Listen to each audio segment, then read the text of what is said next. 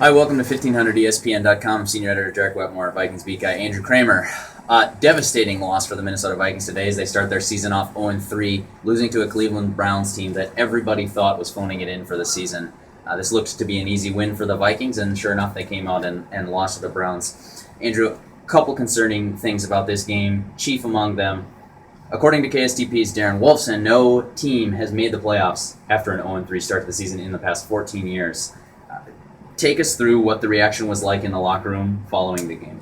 Pretty dejected after the game, obviously. Not as bad as the Bears' loss, I would say, because that one was a little more, it felt like that one was a little more in hands than one they shouldn't have won. This one was just a shock factor on the team after this. No one really knew what to say. I mean, it was just kind of the same quotes that you got out of the Bears' locker room last week after the last-minute touchdown pass that won the game. This one coming with 51 seconds left, giving Christian Ponder the ample amount of time for a what we would call an elite quarterback to come back and win the game, but Ponder is far from that, obviously. So it was interesting to see him be put in that situation. It wasn't surprising to see him fail in that situation, as the play calling was just check down, it seemed like, and then you take two shots at the end of the game, and obviously the chances are very slim on that front. So in the locker room, like I said, it was pretty dejected. Now they have a trip to London where they have to spend an entire week there before playing the Pittsburgh Steelers. Of course, Andrew, we're all hearing the fans chirping for Matt Castle to start. During the game, there was a loud chorus of boos and a couple of chants for Castle broke out.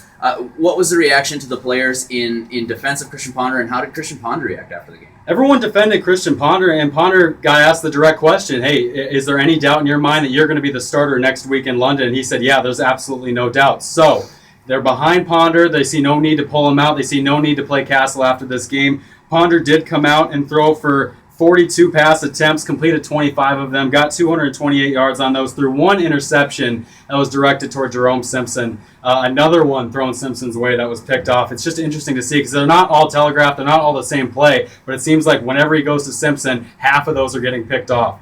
Anyway, moving past that, the receivers that got involved, you saw Cordero Patterson get involved, which is good to see. He only played 11 snaps in those first two games, your first-round pick.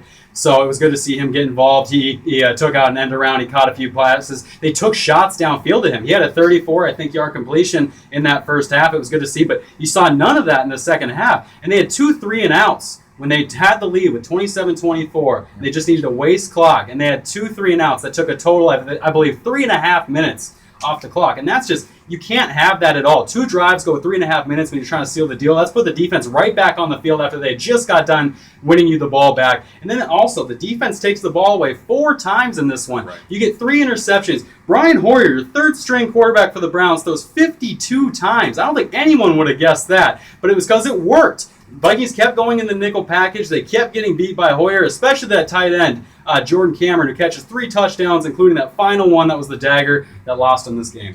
You had just touched on a Vikings first-round pick, Cordero Patterson. Another one that I'd like to talk about brings up a little bit of a curveball. Xavier Rhodes. We saw a lot of injuries in the secondary today, with Chris Cook going out with a groin injury. A.J. Jefferson, I believe, with was it a hamstring? It was Jamarcus Sanford, the safety. You're right. Yeah. The secondary depth for the Vikings was a concern at the beginning of the season. Then. Is that right? Yep. And this is why. You saw why today. Injuries, and they were unable to compete with the second-string guys in there in the nickel and dime packages. What is the outlook for that group right now? Because I think everybody's focusing on the quarterback, and rightfully so.